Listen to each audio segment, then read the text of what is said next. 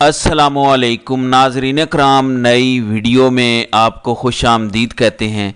खेल बड़ा दिलचस्प हो चुका है। एक तरफ तो सुहेल आफरीदी खुलकर मैदान में आ चुके हैं, तमाम तैयारियां मुकम्मल हो चुकी हैं, प्लान तैयार कर लिए गए हैं। कल चारसदा में जलसा होगा। दूसरी जानिब आज सुहेल आफरीदी खैबर पहुंचे हुए हैं। खैबर के अंदर 12,000 के करीब लोग इस वक्त पंडाल में जमा हैं। कबायली अमायदीन स्टेज पर बैठे हैं। इसके अलावा करक के अंदर भी कल जलसा होने जा रहा है। और जो अंदरूनी खबरें इस वक्त मेरे पास आ रही हैं कि क्या क्या प्लान्स हैं सुहेल आफरीदी के, कब क्या ऐलान किया जाएगा हतमी तारीख का, वो भी आप समझ लेंगे। अगले चंद दिनों का खेल रह गया है।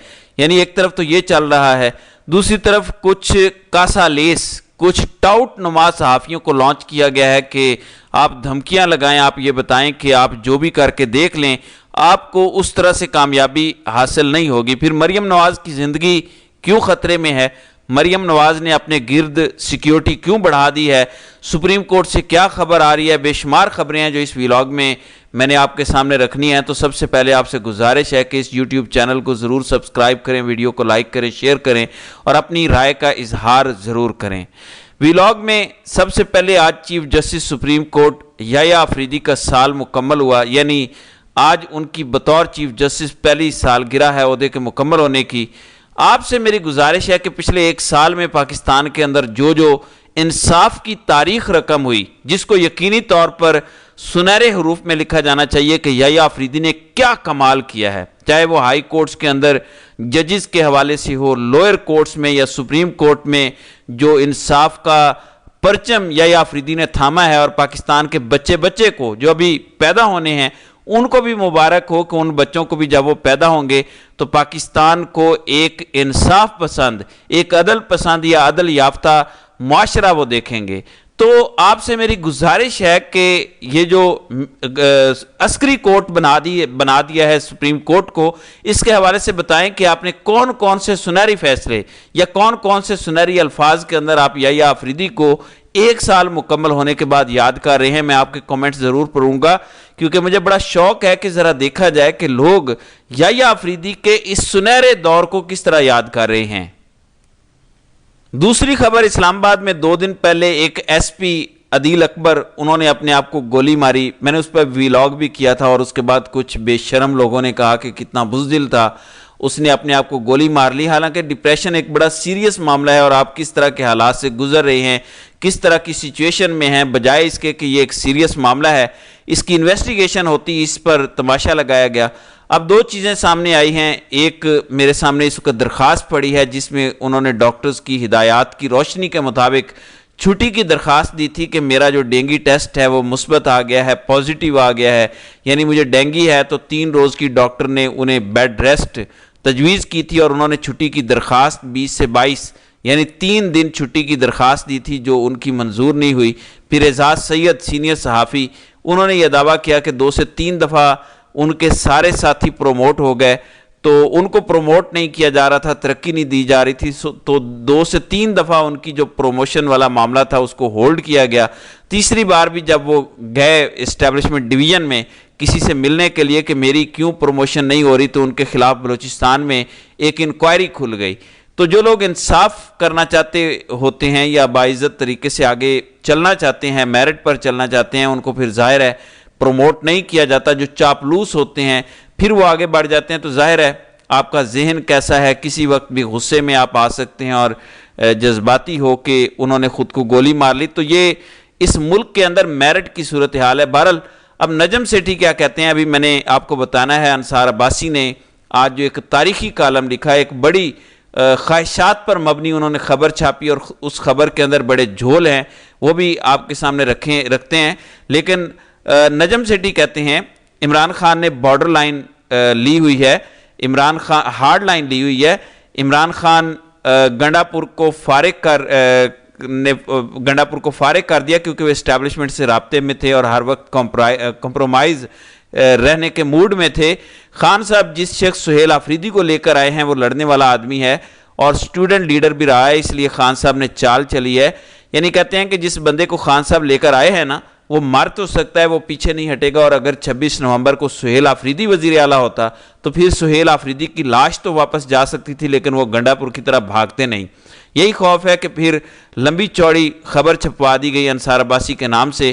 اللہ جانتا ہے انصار عباسی کو خود بھی پتہ نہیں تھا یا کوئی بڑی وجہ تھی، اتنا بڑا صحافی جس کے سر کے بال سفید ہو گئے، انہوں نے جو آج خبر لکھی ہے 2025 آنا، کہتے ہیں کہ 2026 بھی گزر جائے گا، عمران خان جیل سے رہا نہیں ہوں گے، عدالتوں سے جتنے ان کے کیسز ہیں ان میں ان کو ریلیف ملنے کے کوئی چانسز نہیں ہیں۔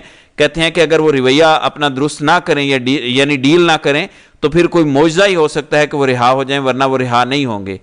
اور ساتھ ہی کہتے ہیں کیونکہ عمران خان پر جو کیس ہے نا العزیزیہ ٹرسٹ والا، یہ انہوں نے 3 دفعہ الفاظ ریپیٹ کیے ہیں اپنے کالم میں، العزیزیہ ٹرسٹ۔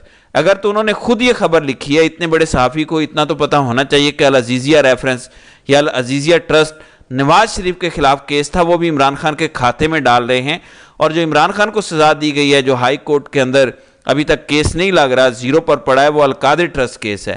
اب میرے جیسا کوئی نالائق، چلیں آپ کہہ سکتے ہیں غلطی ہو سکتی ہے، ایک صحافی، بزرگ صحافی، اس کا کالم 3-4 جگہ چھپا، پاکستان کے اخباروں میں چھپا، اور اب جو آن لائن ایڈیشن ہوتا ہے ویب سائٹ، وہاں جا کے اس کی درستگی کی گئی ہے، ورنہ تو پوری دنیا کو پتہ چل گیا کہ پتہ نہیں انصار عباسی کو کہاں سے خبر آتی ہے اور کیا ہوتا ہے کیا نہیں ہوتا۔ چلیں املا کی غلطیاں تو ہوتی ہیں، لیکن القادر اور العزیزیہ میں زمین آسمان کا فرق ہے، اور ایک آدھی دفعہ نہیں 3 دفعہ وہی ریپیٹ ہوا ہے، اور اپنی خواہش کا اظہار کہ نہیں رہا ہوں گے کروا کے دیکھ لیں۔